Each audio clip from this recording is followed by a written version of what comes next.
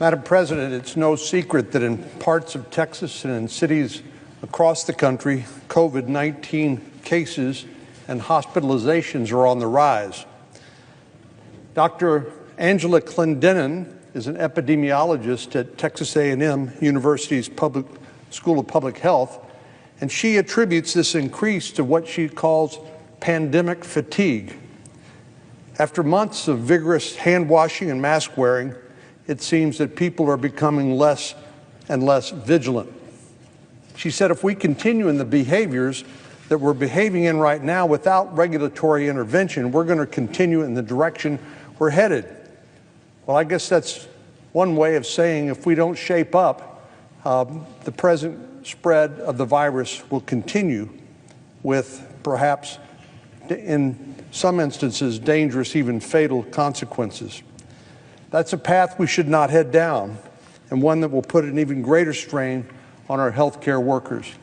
I guess as I think about it, there are two ways to approach this pandemic. One is to leave it to government to tell us what we can and cannot do, to engage in more and more lockdowns and deprivation of our individual liberty, or we can take personal responsibility. Speaking for myself, and I hope others, I hope the personal responsibility route is the one we will take. From staffing shortages due to the coronavirus exposure to short supplies of personal protective equipment to a lack of critical equipment like ventilators, our frontline healthcare workers have carried on this fight in the face of tremendous challenges. Now, with cases climbing in parts of my state and around the country, these heroes are in dire need of another line of defense, and the public, meaning Congress, on their behalf, has the power to provide that help. Through the same simple steps we've heard about since the beginning of the pandemic, we can stop, or at least dramatically slow, the transmission of COVID-19. Again, it gets back to the basics we've all been taught, and I think more or less most of us have been employing: washing your hands, wearing a mask, practice social distancing, and don't let pandemic fatigue win. We need to all remain vigilant and committed to these basic practices until the experts tell us that COVID-19 is no longer a threat, likely a point after which the vaccine has been widely deployed. And none of us know exactly when that might happen, but we have been getting some great news this last week or so about scientific developments that have been funded by the efforts that we in Congress have taken together on a bipartisan basis. On Friday in my state, the governor announced that the Department of Health and Human Services will distribute a new COVID-19 therapy to hospitals across the state as early as this week. The antibody treatment is produced by Eli Lilly and will be critical in reducing hospitalizations. It's meant for those who are known to be at a higher risk of developing severe symptoms, like the elderly or those with underlying chronic illnesses. For those who are diagnosed with COVID-19, this drug may be effective in preventing the onset of severe symptoms. The antibody treatment has received emergency use authorization from the Food and Drug Administration last week, and I'm hopeful it will help stop, or at least slow dramatically, the alarming rise in hospitalizations that we've seen across parts of my state. So far, about 80,000 doses are ready for distribution nationwide, and we should have that up to 1 million doses a day by the end of the year. While the quantity is limited at this point, every single dose could mean a life saved. This alone is cause for hope. But the good news doesn't stop there. Last week, Pfizer announced its COVID-19 vaccine has been more than 90% effective in clinical trials. And just this morning, Moderna announced its vaccine candidate is nearly 95% effective. Just incredible results.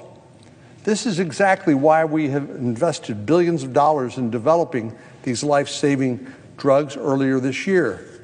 The funding that we have appropriated has supported not only research and development, but manufacturing of vaccines and therapeutics. We wanted to be sure that distribution could begin as soon as these drugs were approved as safe and effective, and that's exactly the direction we're headed in. We're on track to have tens of millions of doses of vaccine available by the end of the year, likely from at least 2 different drug makers. This historic investment has led to historic progress, and I could not be more proud of the men and women who have made this possible. I'm incredibly grateful to the healthcare workers who are continuing to fight this serious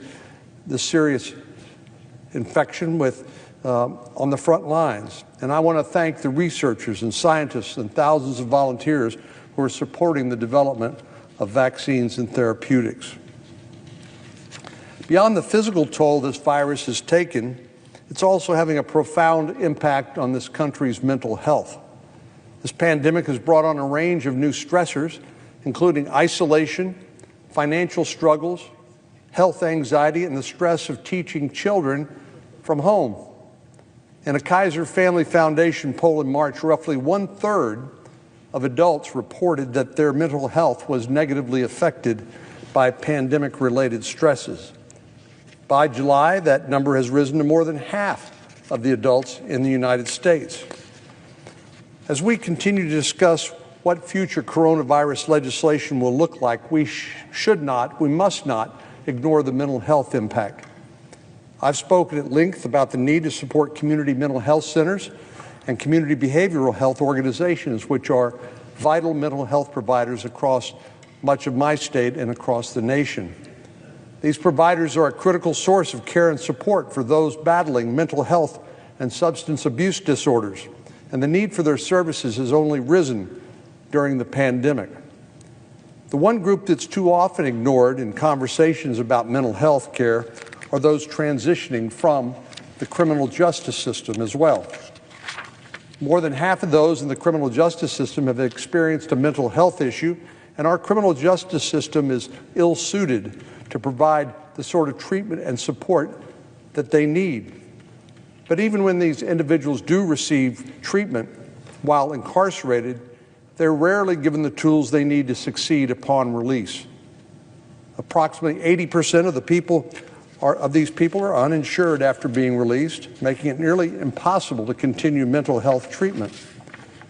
Earlier this year, Senator Blumenthal, the senator from Connecticut, and I introduced the Crisis Stabilization and Community Reentry Act to support those who have become part of the criminal justice system and provide a stable source of treatment for them after they leave incarceration. Most prisoners who are receiving treatment for a mental health or substance disorder are released without a plan to keep up with their regime. This leads to higher recidivism rates, which could be avoided. It also means that law enforcement is too often left to be the first responder to a mental health crisis, which can escalate those scenarios and put both the officers and the individual at risk. Our bill creates grants to connect law enforcement officials to state, federal, and local resources to help individuals who are either engaged in the criminal justice system or being released from prison to get access to the support that they need. These grants connect those services to make sure that people suffering an acute episode can access treatment without the risk of unnecessary incarceration. Many times these people need help. They don't need to go back to jail. It has the ability to strengthen our community-based crisis response, reduce suicides during incarceration, and close the revolving door that leads people back to prison. I hope the Senate can pass this legislation soon and that our colleagues in the House will follow suit. With the ongoing mental health challenges brought on by COVID-19, there could not be a more critical time to strengthen our nation's mental health resources.